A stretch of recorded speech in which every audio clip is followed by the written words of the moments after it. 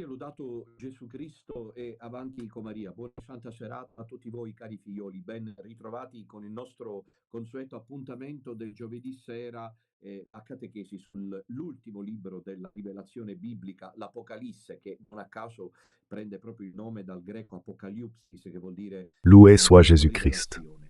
Siamo giunti a Bonsoir à tous, conclusione chers enfants, heureux de vous dei retrouver pour capitoli notre 2 e 3, catéchèse du come jeudi sapete, sur per quanti ci l'Apocalypse, avete du grec seguito, riguardano Révélation. il cosiddetto settenario Nous concluons les di chapitres 2 et 3, le traitant du 7 septenaire lettere impérial, che les il 7 lettres Kyrios que le Kyrios Basileus, Basileus, le il Seigneur re roi, envoie imperatore, aux églises d'Asie oppure che mineure. il Signore Il ne sera pas imperatore, il nécessaire de tout Signore re, reprendre, mais invia seulement alle quelques sette chiese considérations que nous da avons déjà soldato. plusieurs fois Non sarà évoquées. necessario La ripetere première, tutto, ma que ce cycle de 7 jours n'est pas une forme d'archéologie biblique, mais qu'on y trouve tout ce que le Seigneur attend de nous comme communauté croyante collective, l'Église précisément.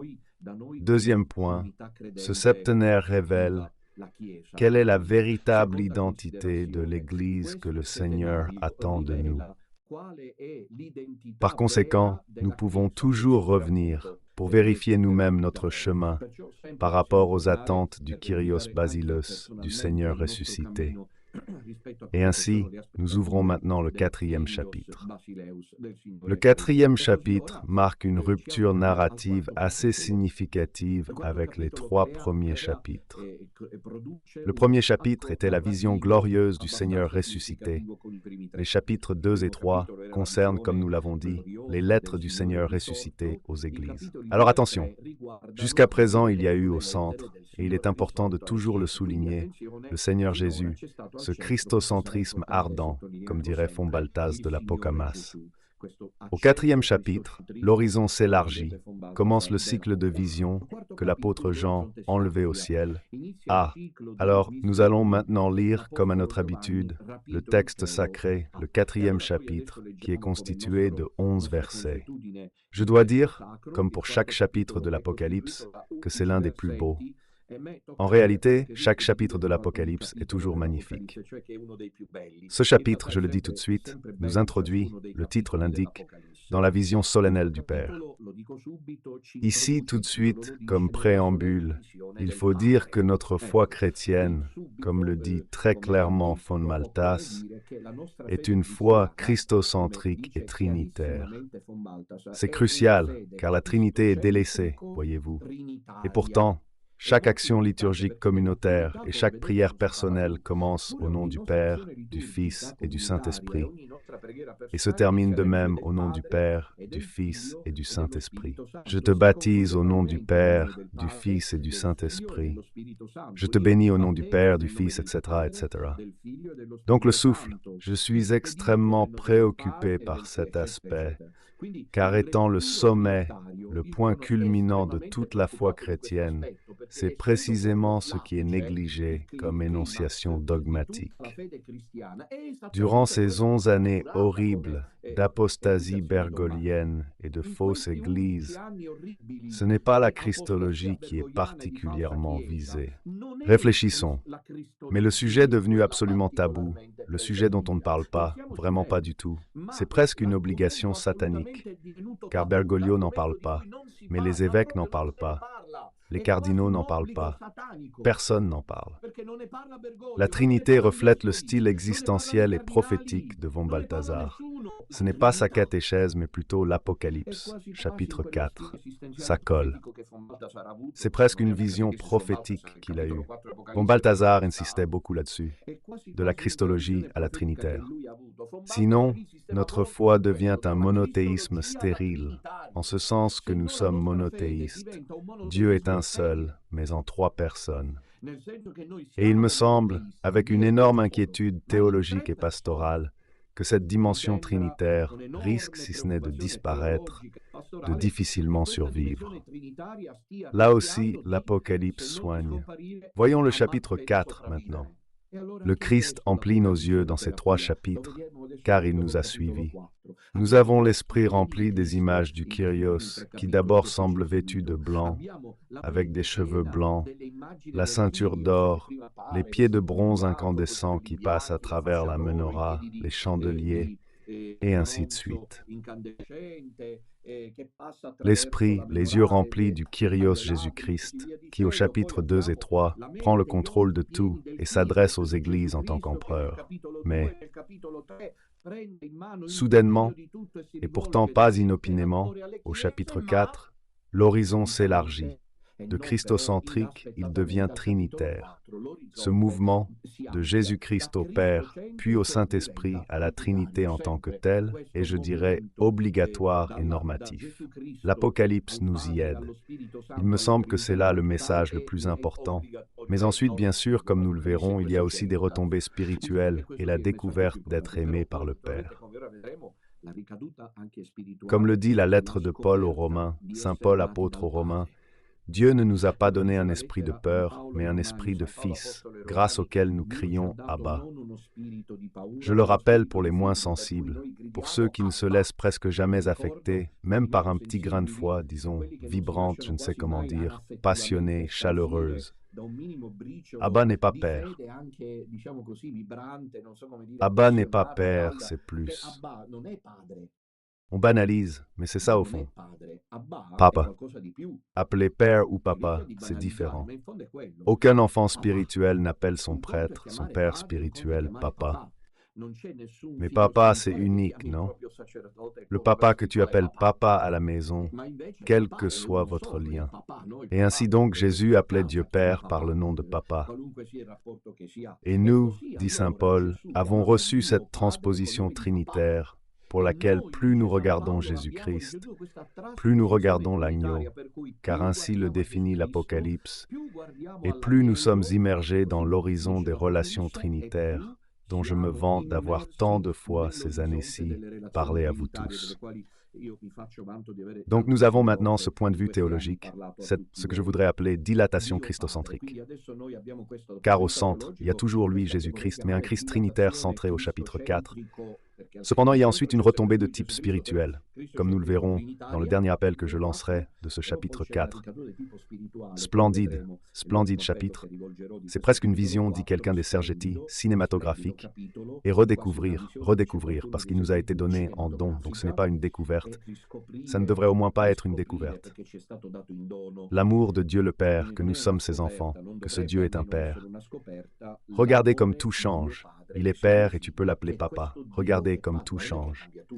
Les jeunes désaffectés de la foi, qui en Église, et c'est compréhensible à ce stade, ne mettent plus les pieds, si on leur expliquait qu'il existe un Dieu qui est Père, ça changerait tout. Ce n'est pas le moteur immobile de Aristote. Car les philosophes peuvent aussi parvenir à la perception d'une identité transcendante et transcendantale. Aristote, avant même le christianisme, parlait du moteur immobile. Il arriva à affirmer qu'il existe un Dieu qui pourtant est immobile. Il ne bouge pas, mais tout bouge. Que faire d'un Dieu immobile? Mais moi aussi, je le dis sans aucune polémique. Anti-religieux, anti-logique du dialogue interreligieux, mais qu'en fait-on des religions orientales? Avec tout le respect, je le dis, c'est-à-dire pour les bouddhistes, pour les hindouistes, Dieu n'est pas une personne. Cela change tout dans la vie. C'est de l'énergie. Et beaucoup, malheureusement, en Occident, épousent désormais cette thèse, selon laquelle Dieu serait, s'il existe, si l'on est disposé à admettre qu'il existe, seulement une énergie, une idée. Une idée, Platon lui-même en parlait, et c'est pourtant celui qui, parmi les philosophes grecs pré-chrétiens, s'est le plus approché de cette existence par la rationalité de Dieu. Mais la Bible nous dit autre chose, et c'est, je dirais que ça doit être comme un tremblement de terre, comme cela est arrivé à Charles de Foucauld, comme cela est arrivé à Thérèse de Lisieux, comme cela est arrivé à Padre Pio. Vous vous souvenez? Souvenez-vous? Présenter ensemble la théologie, comme je le fais en ce moment, de manière plus élevée, avec des retombées un peu plus, disons, apparemment banales, mais qui aident, car notre public est vaste, large et varié. Vous vous souvenez du film sur Padre Pio, interprété par l'excellent Sergio Castellitto? Oui, justement, il s'intitule Padre Pio. J'aime le titre, sans padre. Vous vous souvenez de la scène finale? C'est pas un hasard, car elle reflète la vérité. Lorsque Padre Pio, désormais en fauteuil roulant, il reste 1 ou 2 heures, à la mort. Il ne veut pas s'allonger, soit parce qu'il savait, comme on dit, qu'il allait mourir, et voulait donc mourir comme il est arrivé à d'autres saints, non allongés dans son lit, soit parce que, comme certains le soutiennent encore, et cela le rend encore plus cher à nos cœurs, Padre Pio avait peur de se mettre au lit. Quoi qu'il en soit, on le fait asseoir pour regarder le ciel étoilé. Nous sommes à la fin septembre, entre le 22 et le 23 septembre. Dans le film, on voit très bien Padre Pio se faire installer pour regarder le ciel étoilé. Où on le faisait souvent emmener pour regarder l'horizon, il restait là, puis on le ramenait en cellule. Mais dans le film, on voit que Padre Pio regarde le ciel, repense à toute sa vie et dit ça, « Papua, je suis prêt ». Regardez, ce passage qui peut paraître banal, c'est exactement ce qui m'a fait pleurer dans le film, ce qui m'a fait pleurer. Padre Pio, le granitique, le sévère, le tourmenté. Tourmenté le Père Pio qui a tenu le monde entier en haleine, qui a contraint l'Église à commettre, comme écrit dans mon livre, des erreurs retentissantes, permises par Dieu avec lui, termine son existence en disant « Je peux, je suis prêt, compris ». Et cela, seul un chrétien peut le dire. Nous avons un trésor qui devient une apostasie impardonnable lorsque nous allons faire du yoga, lorsque nous allons chez les moines, dans les sanctuaires bouddhistes, lorsque nous suivons les témoins de Jéhovah, lorsque nous allons ailleurs chercher qui sait quoi. Nous possédons un trésor inestimable. Père, pouvons-nous appeler Dieu, je suis ton Fils, Père. Savez-vous ce que Dieu peut faire? Percevoir, nous ne pouvons le savoir lorsqu'un enfant l'invoque, Père. Voici la plus belle prière, le Notre Père. Le chapitre 4 traite de Dieu le Père dans un cadre liturgique précis. Nous sommes introduits dans la liturgie surnaturelle. La vision solennelle du Père est intégrée dans un contexte de cour céleste qu'il adore. Le message est très clair. Nous sommes créés pour être des enfants qui adorent. Il y a tout, il y a tout, il y a tout. Nous sommes créés, car nous avons été créés, disait le catéchisme de Saint Pitix, pour connaître, aimer et servir Dieu en ce monde, et ensuite le jouir dans l'autre vie. Il y a tout. Nous avons été créés, dit Don Minutella commentant l'Apocalypse, en particulier le chapitre 4, que nous devons encore lire. Nous avons été créés pour être des enfants qui adorent le Père. N'est-ce pas merveilleux? Moi? J'essaye ça, toute prière est belle. Puis naturellement, j'ai une sensibilité particulière, comme vous le savez tous, Mariana. Mariana, qui est vraiment innée en moi, est un don, à mon avis, du ciel. Mais la prière du Notre Père, la prière adressée au Père, est la plus élevée. C'est-à-dire, vraiment, voilà le message. Alors, lisons le texte et essayons de le commenter après cette introduction nécessaire. Cariota 4, ce sont 11 versets. Après cela, j'eus une vision, une porte était ouverte dans le ciel. La voix que j'avais entendue auparavant me parlait comme une trompette, disait « Monte ici, je te montrerai ce qui doit arriver ensuite ». J'ai aussitôt été ravi en extase. Et voici, il y avait un trône dans le ciel. Et sur le trône, quelqu'un était assis. Celui qui était assis ressemblait, de par son apparence, à du jaspe et à de la cornaline. Un arc-en-ciel semblable à une émeraude ceignait le trône. Autour du trône, 24 sièges. Et sur les sièges étaient assis 24 vieillards, vêtus de robes blanches, couronnés d'or.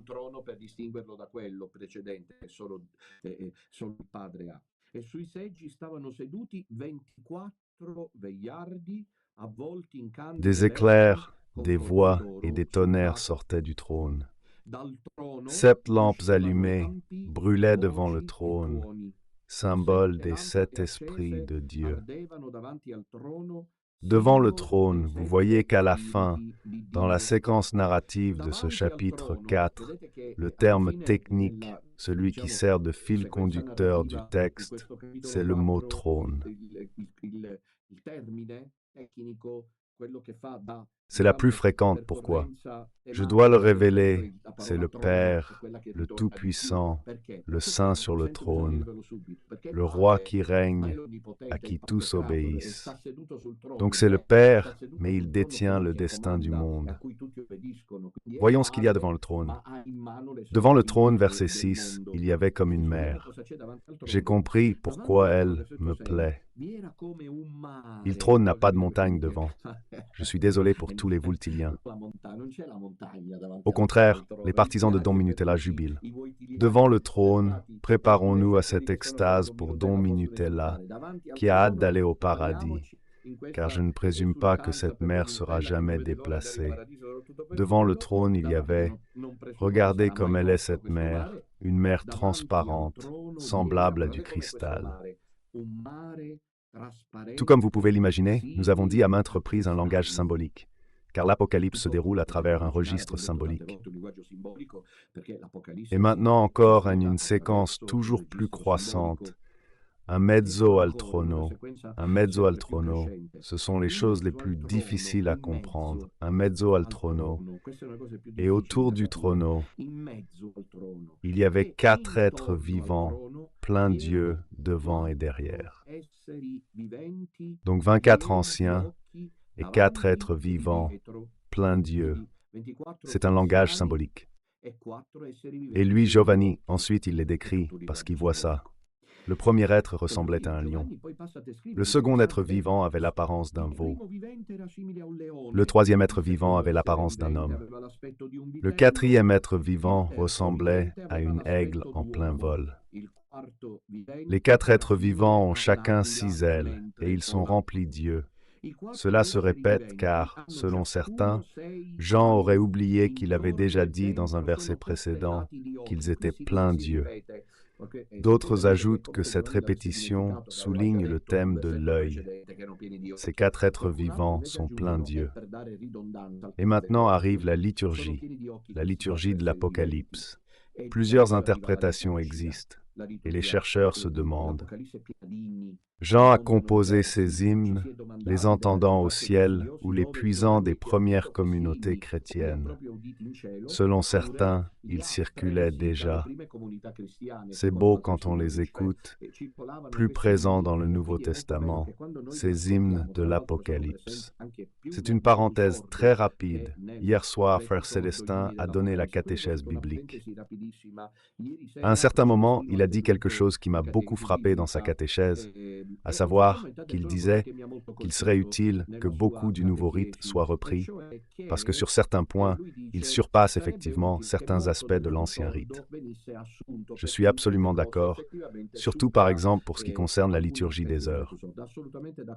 Elle est monotone dans le Vetus, mais le Novus regorge d'hymnes de l'Apocalypse. Je crois qu'ils sont tous là. Dans la Réforme, je crois qu'ils y sont tous. Voyons le premier chant de l'Apocalypse, livre rempli d'hymnes. C'est une sorte de psalmodie. L'Apocalypse, liturgie du temps. Ça prend le Notre Père, c'est fait. Ses yeux brillent. Jour et nuit, il ne cesse de le répéter. Voici l'hymne, le premier hymne. Saint, Saint, Saint, le Seigneur Dieu le Tout-Puissant, celui qui était, qui est et qui vient. C'est le premier cantique qui, comme vous le savez, reprend, cela aura été évident pour vous tous, ce qui est dit à la messe. Saint qui fait office de couture, de syndicat entre le canon et le moment de la consécration. Saint, Saint est le Seigneur Dieu de l'univers. Les cieux et la terre sont plus. Et qui reprend à son tour Isaïe 6, le petit trisadion en grec, c'est-à-dire le 3 fois saint. Maintenant, les 3 derniers versets, verset 9. Et chaque fois que ces êtres vivants, ce sont les 4 êtres vivants, se plaint Dieu devant et derrière. Ce n'était sûrement pas plaisant à voir. Ces êtres couverts d'yeux dire vrai. Il faut dire la vérité, ça choque un peu notre sensibilité moderne, je veux dire. Mais ils sont comme ça, alors on les garde, d'autant plus que sont ceux qui sont les plus proches du trône de Dieu. Attention. Ensuite, petit à petit, se déploiera une cour céleste toujours plus vaste. Puis il y a les 144 000, puis il y a ceux d'une multitude innombrable. Mais ceux-ci sont les plus proches de celui qui siège sur le trône, à savoir les 24 anciens, si vous voulez les appeler ainsi, et ces 4 êtres vivants. Plein Dieu. Et chaque fois que ces êtres vivants rendaient gloire, honneur et grâce à celui qui est assis sur le trône et qui vit au siècle des siècles, les 24 vieillards, ou si vous préférez les 24 anciens, se prosternaient. En grec, c'est le verbe technique des cours persanes qui prévoyait que les sujets, tous les sujets, se prosternèrent le front jusqu'à terre pour adorer Dieu.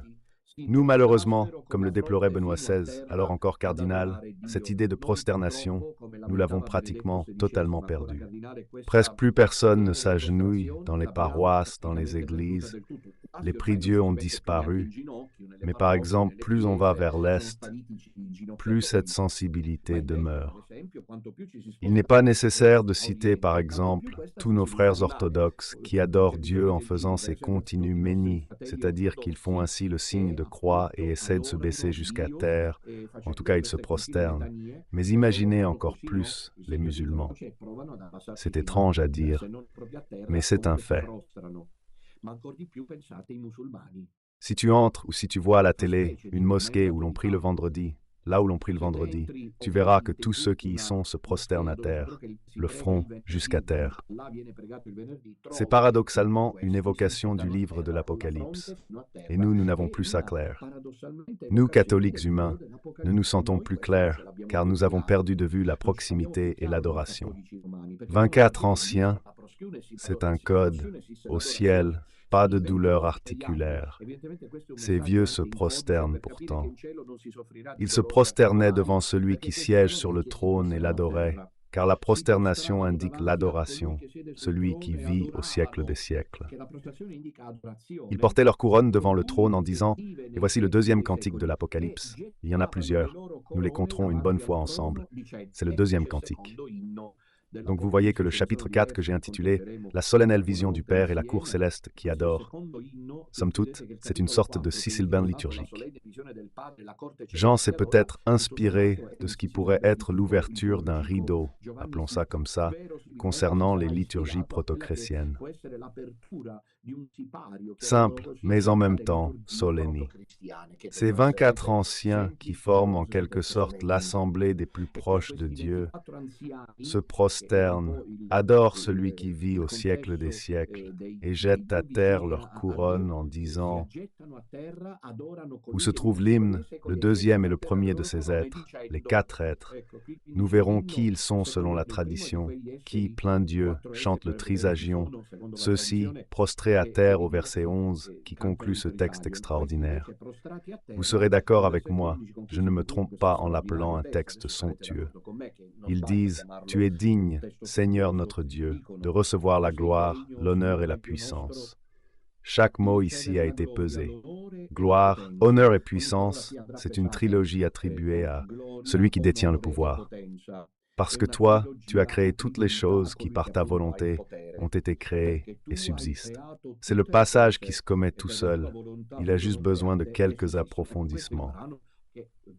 Alors, le monarque divin, j'ai aimé cette expression, le monarque divin. Les 3 premiers chapitres de l'Apocalypse, rappelons-le, furent une plongée intense dans le christocentrisme le plus ardent, un vrai sauna. Nous sommes sortis de la sauna, ruisselant de Jésus-Christ par tous les pores, une sorte de vision vertigineuse au centre de laquelle se trouve le tirage, d'où se dégage une traction à la fois centrifuge et centripète. Christ reste au centre de l'Apocalypse et constitue une sorte de signet symbolique, d'où partent et où retournent tous les dynamismes. Nous le verrons dans les prochains chapitres, lorsqu'il doit ouvrir les sceaux du créé et de l'histoire humaine. Et l'enseignement, je dirais, j'écris aussi la tactique utilisée par les pères de l'Église. pour rapprocher le livre de l'Apocalypse. Combien avons-nous aujourd'hui tous un besoin urgent de retrouver ce centre lumineux? Combien avons-nous besoin de nous laisser capturer par ce centre ardent qu'est Jésus-Christ, la Christologie?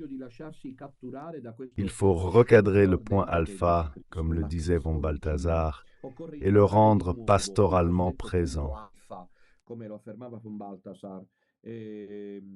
L'Église de l'amour, la communion, comme l'appelait saint Augustin, sans ce point alpha qu'est Jésus-Christ, est finalement transformée en une sorte d'entreprise de marketing.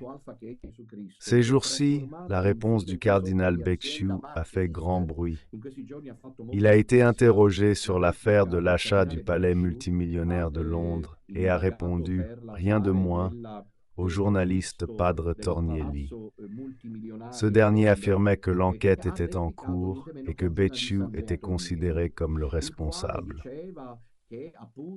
Becciu s'est défendu, et ce qui est assez étrange, c'est que certains organes de presse vaticans, comme je crois l'Osservatore Romano même, lui aient donné la parole, signe qu'il y a quelque chose qui ne va pas là-dedans, ou justement, jusqu'à preuve du contraire, nous sommes au premier degré du procès, la présomption d'innocence. Il me semble que ça s'appelle comme ça, ou d'innocence. Il y a une raison, Becciu, mais pourquoi je le cite?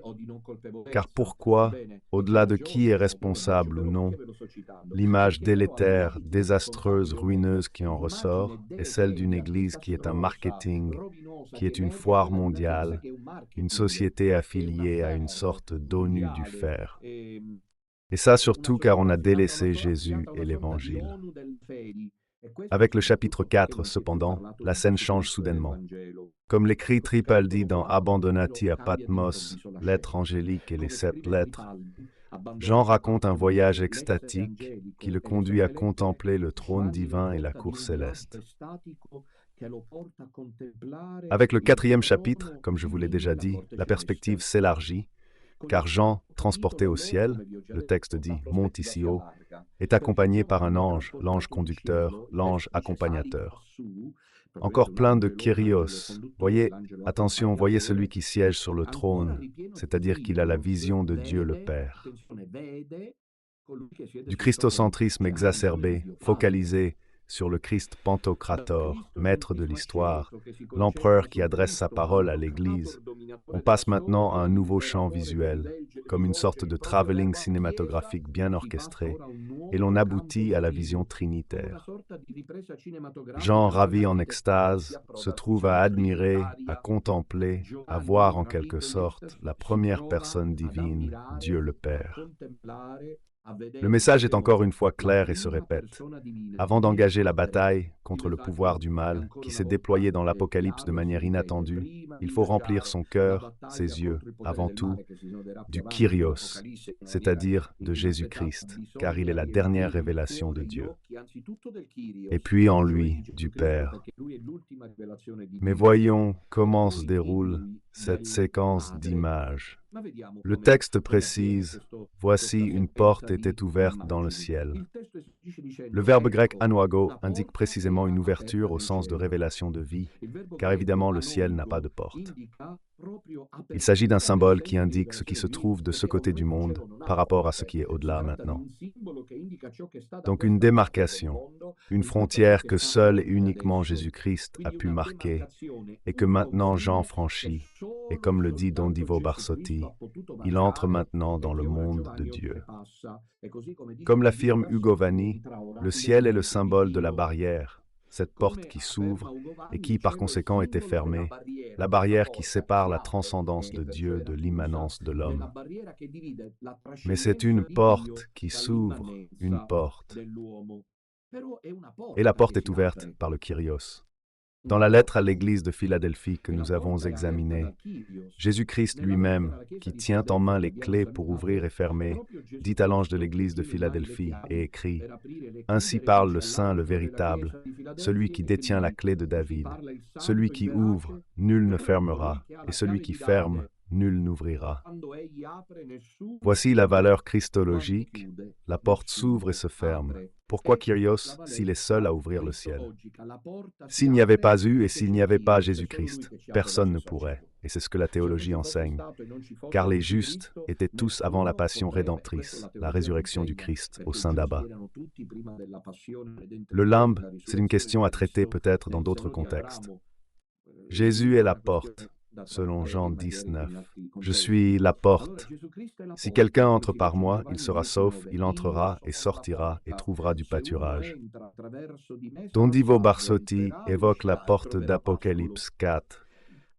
Une porte s'ouvrait au ciel, et l'échelle de Jacob, Genèse 28, 12, où il est écrit « Une échelle était posée sur la terre, son sommet touchait le ciel, et voici des anges de Dieu montaient et descendaient par elle. » Dans les deux cas, le ciel, soit par la porte dans l'Apocalypse, soit par l'échelle dans la Genèse, est ouvert sur la terre. De l'Église. Donc il n'y a aucun doute, la porte ouverte, c'est Christ lui-même, et lui aussi est une échelle. Comment Jean a-t-il eu cette vision? Qu'est-il arrivé? A-t-il été ravi au ciel, corps et âme? Saint Paul, lui aussi, a vécu cette vision, dit-on. Je vais vous raconter l'histoire d'un homme qui a été enlevé jusqu'au 3e ciel. Quel genre d'expérience est-ce? Est-ce statique? Regardez, il y a des volumes entiers. Dans mon livre, je n'ai pas voulu approfondir ce sujet qui tente d'expliquer comment Jean entre en contact, à la manière de Paul, avec la transcendance. C'est un sujet intéressant à aborder car aujourd'hui, il y a beaucoup de médiums, de sorciers, de faux mystiques qui utilisent des techniques de plagiat pour convaincre d'être en contact avec la divinité ou la transcendance. Il faut donc être très vigilant. Dans le cas de Jean, comment est-il ravi en extase? La réponse se trouve dans la voix, semblable à celle d'une trompette qu'il entend et qui l'invite à monter. Il s'agit d'un moyen, comme l'affirment les exégètes, de relier narrativement la seconde partie du livre à la première. La voix que j'avais auparavant, qui me parlait comme une trompette, le verset 1 de ce chapitre disait « Monte ici, je te montrerai ce qui doit arriver ensuite. » Donc, la vision est un don de Dieu et Dieu seul peut l'accorder. Jean est conduit au paradis, non d'avant comme on a toujours pensé pouvoir le faire dans les cultures précolombiennes, par exemple dans les traditions animistes. On peut voir des scènes du chef de tribu qui commence à danser après avoir pris de la drogue. Il entre en transe et effectivement, les morts parlent ensuite à travers lui, mais ce sont des démons. Les morts parlent via des gens, mais ce sont des démons. Alors, celle de Jean n'est pas une technique acquise de manière magique, ésotérique, médiumnique, mais un pur don de grâce. À quel point de vue pastoral il est important de souligner cet aspect.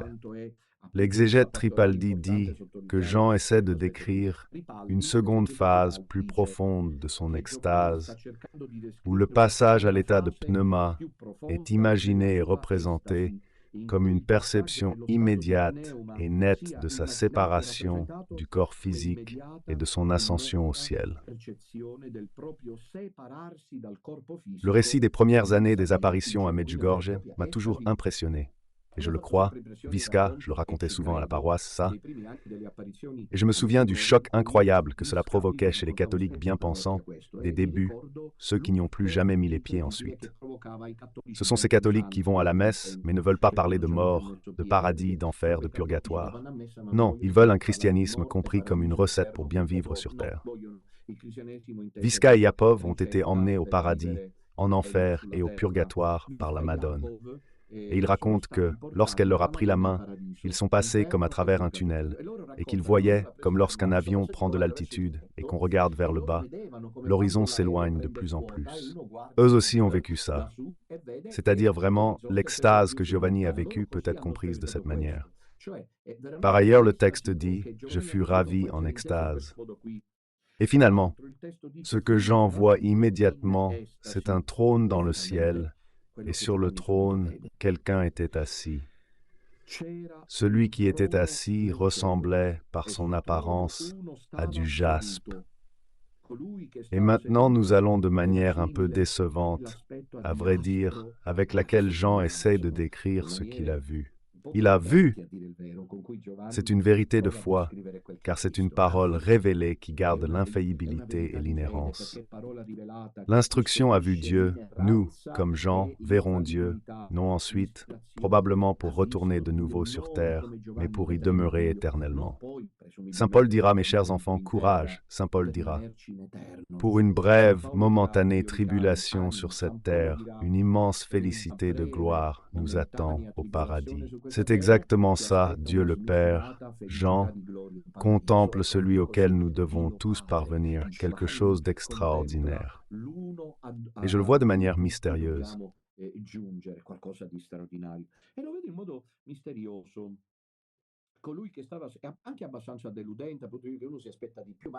Celui qui était assis ressemblait à du jaspe et de la cornaline. Un arc-en-ciel semblable à de l'émeraude enveloppait le trône.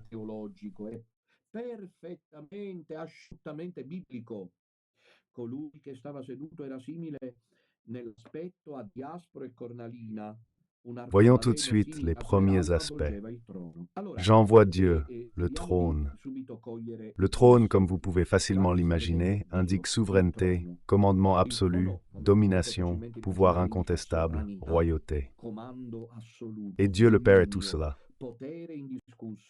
C'est une affirmation, une exaltation du pouvoir incontestable de Dieu, du commandement absolu de Dieu sur l'histoire et sur les hommes. Dieu est assis sur le trône parce qu'il est le Seigneur de l'histoire et n'a pas de nom, simplement défini en grec katéménos en trono, c'est-à-dire celui qui siège sur le trône, parce que Jean, sensible à la tradition hébraïque, ne nomme pas Dieu Père, puisque son nom est inaccessible et transcendant. Je vous rappelle qu'Isaïe aussi, il faut dire que Jean a vécu ces expériences. Cependant, pour les décrire et les raconter, il puise beaucoup dans le monde de l'Ancien Testament. Isaïe, chapitre 6, lui aussi dit « Je vis le Seigneur assis sur son trône ». Donc c'est une caractéristique biblique. Don Divo Barsotti affirme que le trône est cependant tout le ciel. Donc Dieu est assis sur tous les bienheureux, ce qui indique une forme de communion pleine. Quelqu'un a vu dans le trône d'Apocalypse 4, 2, où est assis Dieu, une transposition de la Merkaba vue par le prophète Ézéchiel, le char de feu mobile qui se déplace dans toutes les directions et qui indique que Dieu a tout sous contrôle. Mais le problème, c'est que rien n'est dit dans le détail sur celui qui est assis.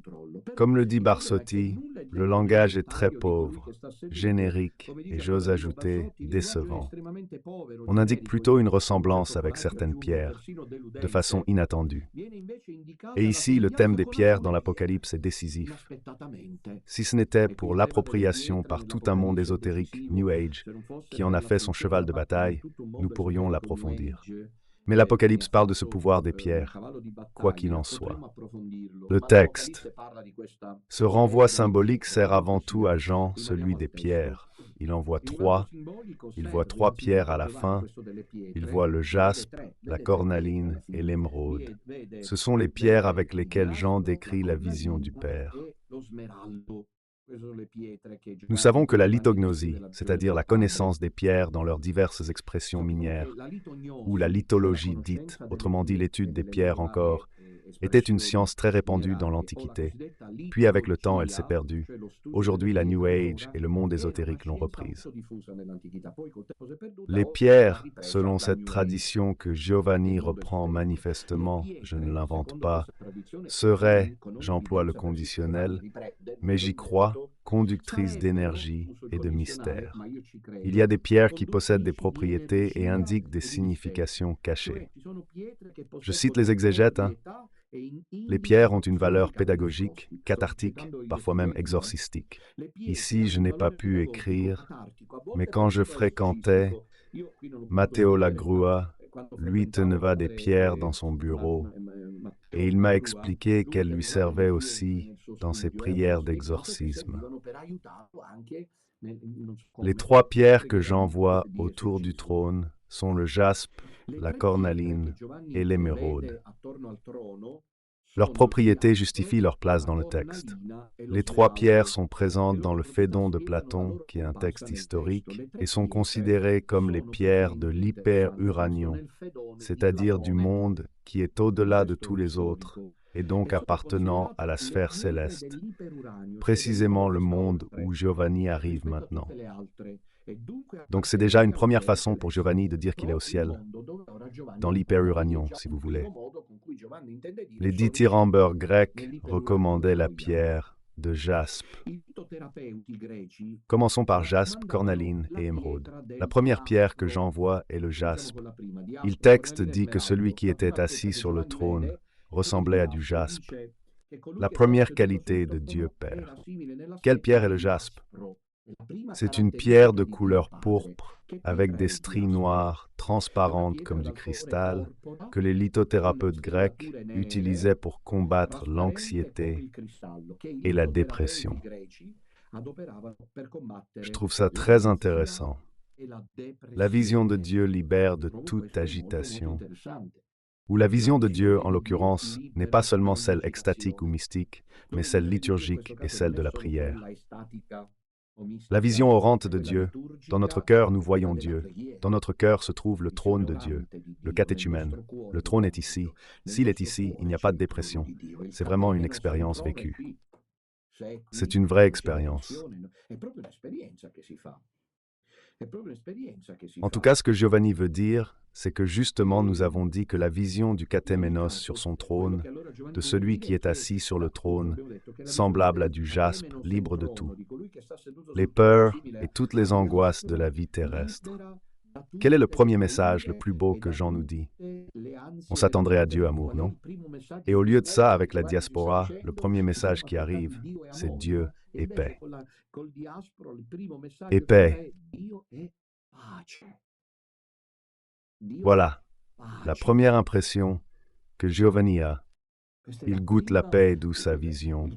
Oui, quand tu as le Christ en toi, quand ton cœur est le trône où Dieu siège, aucun anxiolytique ne peut rivaliser. Parce qu'elles peuvent aider dans certains cas, chacun sait comment il doit les utiliser, s'il doit les utiliser, etc. Mais c'est la foi qui sauve. Dieu, qui sur le trône de ton cœur est la première impression, le premier impact visuel, et la diaspora, cette pierre de couleur pourpre avec des stries noires, je les ai vues, ce sont des pierres merveilleuses, indiquent que Dieu est paix, sensation qui sera plus tard suggérée par l'image de la mer transparente comme du cristal.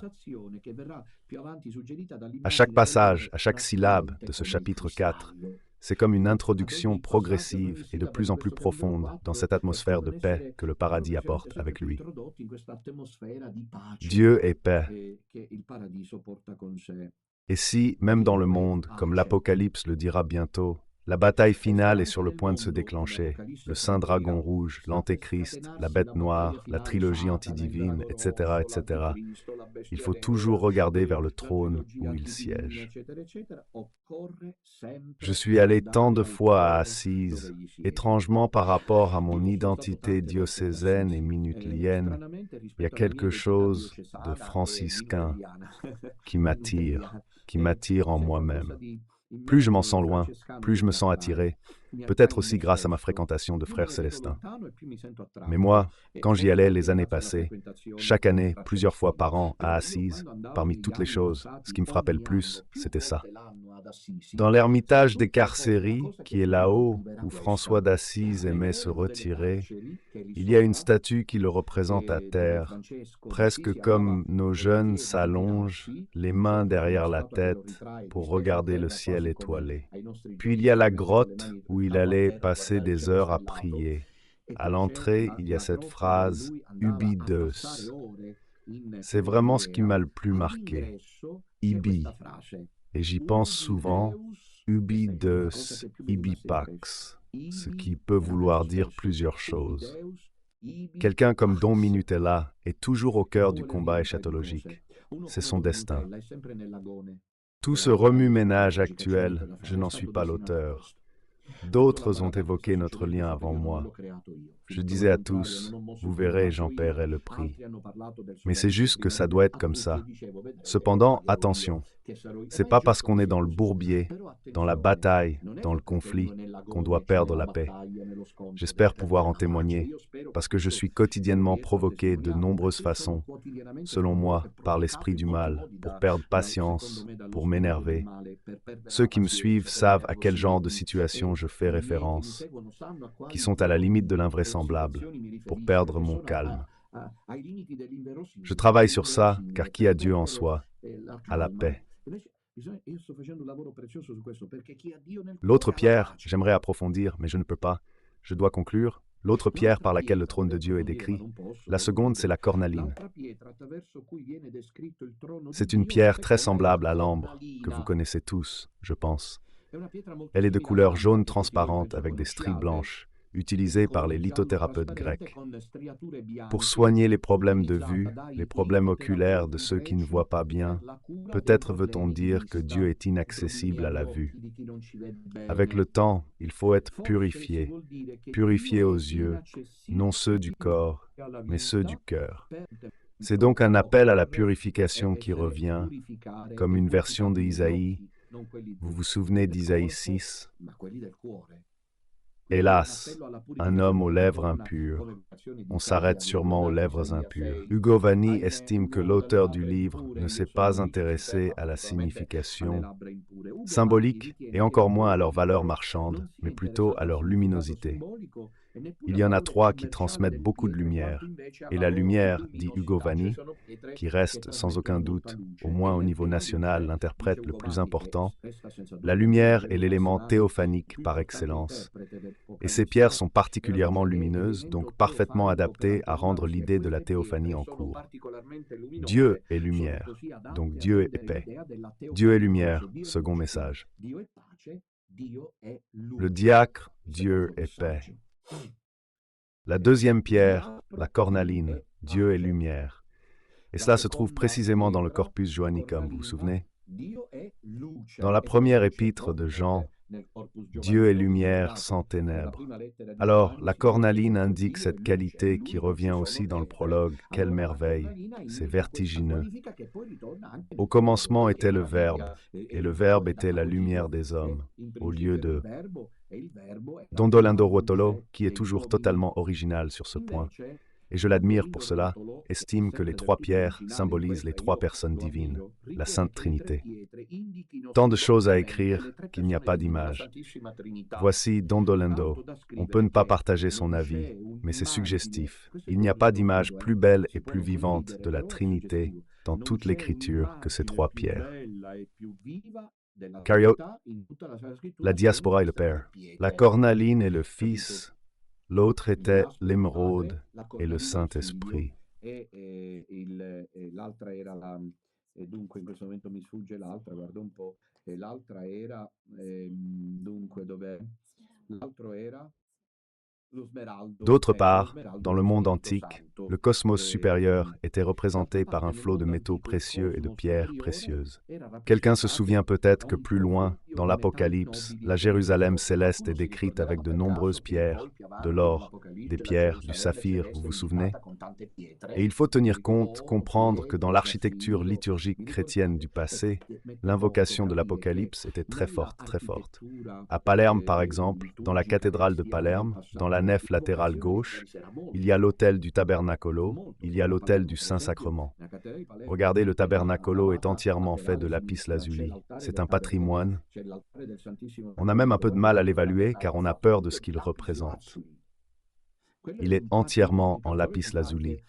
Regardez, je crois qu'il n'y a pas son pareil. C'est un patrimoine inestimable, entièrement en lapis lazuli. Ainsi, nous connaissons aussi d'autres œuvres extraordinaires présentes sur la planète, partout, dans les calices, dans les vêtements des prêtres, dans les ornements sacrés, sur les autels, sur les nappes d'autel, sur les croix pectorales, sur les anneaux, sur les mitres, sur la crosse,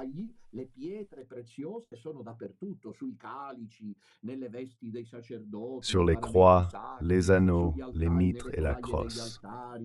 Une pauvreté inutile, d'ordre idéologique, que saint François d'Assise, pour le citer à nouveau, condamnait, car il voulait la pauvreté, le froc rapiécé, les pieds nus, mais à l'autel, il restait soigné. Et ceci est très du monde franciscain. Il devrait être éduqué. La pauvreté personnelle n'a rien à voir avec la pauvreté liturgique. Même franciscain avec la chasuble, tu la portes pour glorifier Dieu, pas pour toi. Une bonne fois, et Benoît XVI déplorait tout ce problème du paupérisme liturgique qui a fini par rendre tout métallique. Même aujourd'hui à Saint-Pierre, je regarde les images parfois et je reste angoissé. C'est sombre, c'est vide, c'est éteint, c'est métallique ce qu'il y a dedans. Jusqu'à Benoît XVI, voire avec lui, qui prônait une herméneutique de continuité, on avait récupéré le beauté, du faste, de la somptuosité de la liturgie, que seuls ceux comme Judas Iscariote, qui condamnait la Vierge Marie ou quiconque, versant l'onguent à l'huile d'albâtre sur les pieds de Jésus, condamne. Voilà, intéressant ce discours-ci que je n'ai pas le temps de développer, car le temps presse. Voilà. Enfin, il y a, comme vous le savez, l'autre pierre qui est l'émeraude. L'émeraude est verte, et on y revient, comme vous pouvez vous en douter, comme c'est typique de Dondon Minutella. Je ne pourrais pas épuiser tout le chapitre 4 en un seul épisode, mais j'en suis content. Je suis juste désolé pour vous. Terminons. La vision du Père, enfin. Giovanni se concentre sur celui qui est assis sur le trône, sans rien préciser. Verset 2. Et voici, il y avait un trône dans le ciel, et sur le trône, quelqu'un était assis. Ici, on retrouve tout le contexte de l'Ancien Testament, que Jean enrichit et résume dans le symbole. Ici, Dieu, comme nous le disions, n'est pas nommé. Yahweh, Dieu est ineffable, son nom est Dieu. Il est imprononçable. Si nous avions le temps, nous pourrions revenir à la théologie, à saint Thomas d'Aquin, que lorsque je l'ai étudié pour la première fois grâce à von Balthasar, dans l'un de ses apports décisifs, von Balthasar dit plus ou moins ceci: « Résignez-vous, Dieu est inconnaissable. » Et il dit vers la fin de la trilogie qui compte des milliers de pages, « Résignez-vous. » C'est à peu près ça. Il dit, vers la fin de la trilogie, qui compte des milliers de pages résignées plus ou moins, Dieu, par sa nature, est à la fois connaissable et inconnaissable. La révélation, c'est un voile, un double voile. Et il y a cette idée, ou plutôt cette vision de saint Thomas d'Aquin, selon laquelle au ciel nous aurons la visio Dei, mais pas la comprensio Dei. C'est-à-dire que nous verrons Dieu, et nous pourrons le voir d'ailleurs uniquement parce que dotés d'une lumière glorieuse. Pourquoi certains saints sont plus près de Dieu et nous plus loin? En fonction de ce que nous aurons souffert sur terre. La lumière de la gloire qui te fait voir Dieu augmente visuellement autant que tu as chrétiennement supporté les maux de la terre. Terre, j'espère être clair. Gloire divine, Dieu reste invisible. Oublions ça, personne ne peut voir Dieu. Cette phrase de la Bible restera éternellement vraie, car aucune créature n'a été créée par Dieu pour pouvoir le voir. La théologie enseigne qu'il faut la lumière de la gloire, la lumière que Dieu accorde aux bienheureux, aux anges fidèles, à la mesure de leur fidélité et de la souffrance endurée pour ce qui est des bienheureux sur terre. Les martyrs sont les plus proches du trône de Dieu, lumière du monde. Mais même si nous verrons Dieu, la Trinité, nous ne comprendrons pas le mystère de Dieu. Il nous échappera éternellement. Mais cela sera source de béatitude. Jean, comme Isaïe le jour de son investiture prophétique, peut voir Dieu assis sur son trône et entre dans la sphère inaccessible de Dieu et de son saint nom. Et puis Jean dit, « Du trône sortaient des éclairs, des voix et des tonnerres. 7 lampes allumées brûlaient devant le trône, symbole des 7 esprits de Dieu. » Ici, un langage biblique pour la théophanie. Jean évoque la révélation du Sinaï, Exode 20, 18. Tout est dans mon livre, la symphonie de l'agneau, si vous voulez. Tout le peuple percevait les tonnerres et les éclairs, voyez-vous. Jean reprend mot pour mot. Avec Balthazar, il affirme que sans l'Ancien Testament, l'Apocalypse reste incompréhensible. Et c'est exact. Une raison de l'Apocalypse méconnue. Et ça passe comme un livre de Nostradamus, parce qu'on ne connaît pas l'Ancien Testament, parce que, dit von Balthazar, l'instrument conceptuel, linguistique et narratif de l'Apocalypse est entièrement tiré de l'Ancien Testament. Et c'est vrai.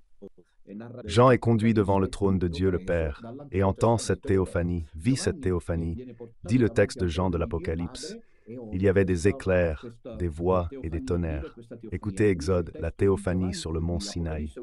Tout le peuple percevait des tonnerres, des éclairs et des foudres. Voyez, c'est textuel. Le son du corps et la montagne fumante. Le peuple vit, fut pris de peur et se tint à distance. Jean souligne le caractère symbolique de ces 7 lampes allumées devant le trône. Nous verrons plus loin dans le prochain épisode qui sont ces 7 esprits, ces 7 lampes qui se tiennent devant le trône de Dieu. Et terminons par la dernière image, lo Spirito Santo. Alors, je vous le dis tout de suite, ce texte, cette expression des 7 lampes allumées devant le trône, certains par le passé ont pensé aux 7 archanges, aux 7 anges. Non, c'est le Saint-Esprit. C'est une manière redondante. Là-dessus, les exégètes sont tous d'accord. Et donc, je ne peux qu'approuver, parce que moi aussi j'avais pensé aux 7 archanges, à des choses de ce genre. Saint Michel, Saint Gabriel. Non, les 7 lampes allumées devant le trône concluent la dilatation trinitaire, disent les exégètes, le Kyrios, qui apparaît à Jean dans l'Apocalypse, c'est-à-dire le jour du Seigneur, qui donne les 7 lettres. Le Père assis sur le trône, et devant le trône, 7 lampes allumées. Les 7 lampes allumées indiquent, comme le dit Bruno Maggioni, comme tu le dis, Ugo Vanni, etc., l'Esprit Saint, représenté chaque fois par le nombre 7, finalement. La Trinité. Et comme tu vois, si le Saint-Esprit est de plus en plus timide, même s'il est plus efficace, car si le Kyrios s'impose encore à l'Apocalypse, c'est clamorant. De Dieu le Père, on apprend peu, c'est décevant, mais on le saura. Le Saint-Esprit, très rapidement, 7 lampes allumées. 7 dons du Saint-Esprit allumés. Dieu et l'Esprit sont feu et amour. Comme le dira Saint en parlant de la Trinité, Pater amans filius amatus spiritus amans caritas, l'agapé, l'agapé. Enfin, l'arc-en-ciel qui n'a aucun rapport pour éviter apparemment les idiots avec le monde LGBT, toutes ces choses-là. Qu'est-ce que cet arc-en-ciel sous le trône? Dans la Bible, l'arc-en-ciel symbolise l'alliance de Dieu avec les hommes après le déluge, mais aussi un pont entre le ciel et la terre, un signe de paix. Comme le soutient Bruno Maggioni, nous pouvons comprendre pourquoi Jean, avant de nous montrer le tumulte et les contradictions de l'histoire du combat final dans l'Apocalypse entre le saint et les élus, nous offre la vision de Dieu assis sur son trône dans un calme sublime. Les hommes s'agitent, dit Bruno Maggioni, ma non Dio. L'histoire va de paix en paix. Le péché et l'idolâtrie des hommes ne peuvent entacher ce dessein. Alors, pour conclure, ça me semble très beau, Giovanni nous dit que la Christologie, notre foi en Jésus-Christ, finalement a un souffle trinitarien. Il faut revenir d'urgence au mystère de la Sainte Trinité dont on ne parle plus. Notre foi est trinitaire ou nulle. Deuxième point, la vision de Dieu le Père. La foi chrétienne est un chemin vers lui.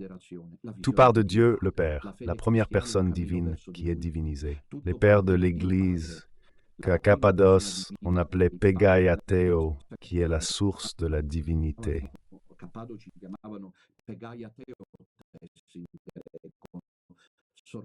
C'est ce Dieu que Jean contemple dans la plus classique des manifestations de l'Ancien Testament. On peut toujours, efforçons-nous dans cette vision. Je répète, car un passage s'est peut-être bloqué. Par la prière, nous pouvons toujours redécouvrir que Dieu est paix pour notre cœur, lumière pour notre vie, et amour qui nous guide dans les épreuves de l'histoire. Et ainsi donc, le catéchumène est le trône, Dieu assis sur le trône. Le trône est notre cœur, c'est le dernier passage, le plus important de notre vie. C'est lorsque nous découvrons que Dieu est Père et que nous sommes ses enfants aimés de lui. Que Jésus-Christ soit loué, et allons-y avec Mariana.